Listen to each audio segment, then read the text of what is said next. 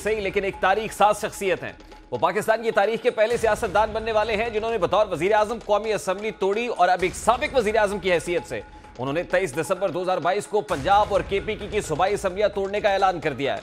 इमरान खान बहुत अच्छी तरह जानते हैं कि दो सूबों की असम्बलियां तोड़कर पूरे मुल्क में इंतखाबात कराना बहुत मुश्किल होगा। वफाक और सिंध के अलावा बलूचिस्तान की सूबाई हुकूमतें फौरी तौर पर नए इंतखाबात के लिए राजी नहीं होंगी, लेकिन फिर भी उन्होंने अपनी आखिरी सियासी चाल चल दी है। लेकिन यह सियासी चाल इमरान खान का आखिरी कार्ड है, यह कहना बहुत मुश्किल है, क्योंकि अगर उनका मकसद असम्बलियां तहलील करना ही होता तो वो दोनों वज़राए आला के दरमियान बैठे हुए बड़े पुरएतमाद तरीके से उसी लम्हे असम्बलियां तोड़ने का ऐलान कर देते, जिसके बाद अब तक न सिर्फ असम्बलियां तोड़ने की कार्रवाई मुकम्मल हो चुकी होती, बल्कि शायद निगरान सेटअप के लिए भी कोई बातचीत या सलाह मशवरे शुरू हो चुके होते। इमरान खान की जानिब से एक बार फिर असम्बलियां तोड़ने की नई तारीख का ऐलान इस बात का इशारा है कि वो फेस सेविंग के अलावा हुकूमत से मुज़ाकरात और अपने लिए कुछ रिलीफ के मुतलाशी हैं, जो उनको मिलना नामुमकिन नहीं तो इंतहाई मुश्किल जरूर महसूस होता है। इमरान खान जिस बुरी तरह से केसेस में फंसे हुए हैं, अब उनको नए इंतखाबात की तारीख के साथ नाअहली और गिरफ्तारी से बचना भी मकसूद है।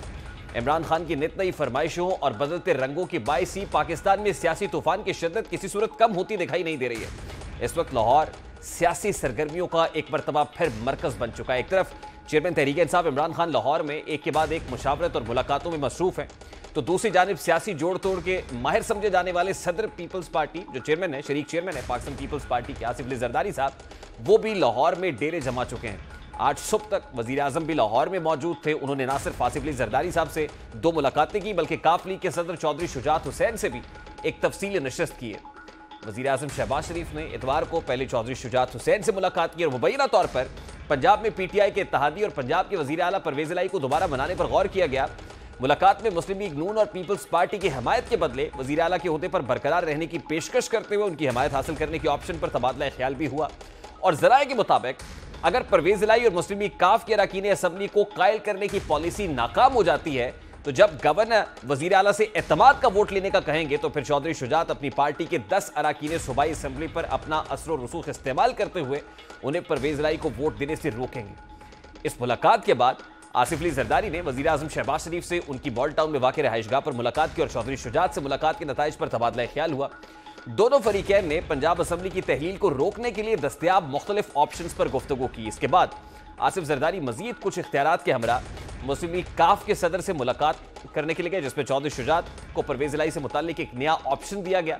कि अगर वजीर आला के ओहदे से इस्तीफा दे दें ताकि असम्बली की तहलील के लिए इमरान खान की जानिब से दस्तखत शुदा असम्बली को गैर मौसर बनाया जाए, तो उन्हें दोबारा से इत्तेहाद का हिस्सा बनाने पर गौर किया जा सकता है और इसके बाद नए सेटअप में उन्हें या उनके पसंद के किसी दूसरे उम्मीदवार को वजारत आला का मनसब सौंपा जा सकता है। दूसरी जानिब ऐसे भी इशारे मिल रहे हैं जो चौधरी परवेज इलाही और चौधरी शुजात हुसैन में दूरियां खत्म हो चुकी हैं, जिसके बाद वो नई सियासी सूरत हाल में सलाह मशवरे कर रहे हैं। इस बात का इजहार खुद परवेज इलाही भी कर चुके हैं कि उनके शुजात हुसैन साहब से राब्ते बहाल हो गए हैं। दूसरी तरफ आज और कल की मुलाकातों के बाद नई सूरत हाल को लेकर चौधरी शुजात हुसैन का बयान इंतहाई अहमियत का हामिल है, जिससे यह महसूस हो रहा है कि पंजाब असम्बली जुमे की बजाय अगले 4 से 5 माह भी टूटने का इम्कान नहीं है। चौधरी शुजात हुसैन ने निजी टीवी से गुफ्तगू करते हुए गुज़श्ता रोज होने वाली मुलाकातों को हौसला अफजा करार दिया और कहा है कि अगर चौधरी परवेज इलाही दुरुस्त फैसला करते हैं तो 4-5 माह निकाल परवेज इलाही के लिए गुंजाइश का मसला नहीं, बल्कि मसला सियासी जमातों का है। दूसरी जानिब इसी सलाह मशवरे और इमरान खान की जानिब से एक नई तारीख मिलने के बाद जहां पीडीएम असम्बलियां टूटने से बचाने के लिए मुख्तलिफ दाव पेच पर गौर कर रही है, वहीं चौधरी परवेज इलाही के नए इंटरव्यू ने तहरीक इंसाफ और पीटीआई के दरमियान बढ़ते खलीज वाजे कर दी है। यह खलीज एस्टैब्लिशमेंट के खिलाफ पीटीआई की मुसलसल बयानबाजी के बाद से शुरू हुई है।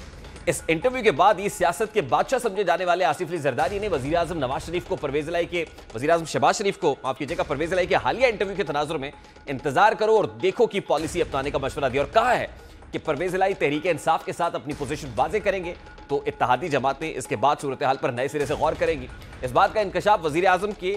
सदारत में होने वाले इजलास में हुआ है। इस इजलास में नून लीग के अलावा इत्तेहादी जमातों के रहनुमा भी शरीक थे, जिसमें वजीर आला पंजाब चौधरी परवेज इलाही के हालिया इंटरव्यू में दिया गया बयान भी मौजूद बहस रहा, क्योंकि इस इंटरव्यू में परवेज इलाही ने वाज़ेह तौर पर इमरान खान ने मुझे साथ बैठाकर जनरल रिटायर्ड बाजवा को बुरा भला का ये बड़ी ज्यादती है, ऐसी बातें की हैं और ये कहा कि एहसान फरामोशी ना करे। जनरल रिटायर्ड बाजवा के एहसान है, साबिक आर्मी चीफ उनको उठाकर कहां से कहां ऊपर ले गए। परवेज इलाही ने इससे ना सिर्फ पीटीआई को नसीहत की है बल्कि ये भी बता दिया है कि अगर किसी ने अब जनरल बाजवा के खिलाफ बात की तो सबसे पहले मैं बोलूंगा, उसके बाद मेरी सारी पार्टी बोलेगी। परवेज इलाही का ये जो इंटरव्यू है जो खासा कंट्रोवर्शियल हो गया, उसके बाद परवेज इलाही ने ना सिर्फ इमरान खान के एस्टैब्लिशमेंट बयानिए की धज्जियां उड़ाई हैं, बल्कि साथ ही उन्होंने ये भी बताया है कि किस तरह इमरान खान ने फैज हमीद के साथ मिलकर ऑपोजिशन को जेलों में बंद कराया। उन्होंने अपने इंटरव्यू में साबिक वजीर आला पंजाब सरदार उस्मान खान बुज़दार को भी चार्जशीट करते हुए कहा है कि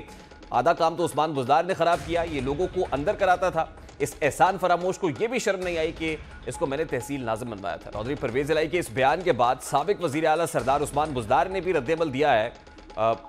उनका कहना है कि 3.5 साल सूबे की खिदमत की, जो किया उस पर मेरा ज़मीर मुतमईन है, किसी के खिलाफ इंतकामी कार्रवाई नहीं की। 2001 में जब तहसील नाज़िम बना तो उस वक्त चौधरी परवेज इलाही चीफ मिनिस्टर नहीं थे। उस्मान बुज़दार ने कैसे रिस्पॉन्ड किया है चौधरी परवेज इलाही के स्टेटमेंट को, इस इंटरव्यू को, जरा वो भी आपके सामने रखता है। मेरे ख्याल में 3.5 साल से ज़्यादा अरसा मैंने सूबे की खिदमत की है और मेरा ज़मीर मुतमईन है कि मैंने जो किया, रिकॉर्ड डेवलपमेंट कराई, गुड गवर्नेंस, और यहाँ पे किसी के ख़िलाफ़ कोई भी इंतकामी कार्रवाई नहीं की है। मेरे पास भी बहुत सारी बातें हैं कहने के लिए, ये मौका मुनासिब नहीं है कि मैं इस तरह की बात यहाँ आज करूँ, बट मैंने कभी ना किसी के ख़िलाफ़ बात की है और ना मैं आज कोई इस तरह की बात या कोई स्टेटमेंट दे रहा हूँ किसी के खिलाफ़। 2001 में मैं तहसील नाज़िम बना, उस वक्त चौधरी साहब चीफ मिनिस्टर नहीं बने थे। पूरे सूबे की खिदमत की है, जितनी डेवलपमेंट मेरे दौर में हुई है, मेरे ख्याल में ये रिकॉर्ड शायद ही पंजाब की हिस्ट्री में कभी हुई है।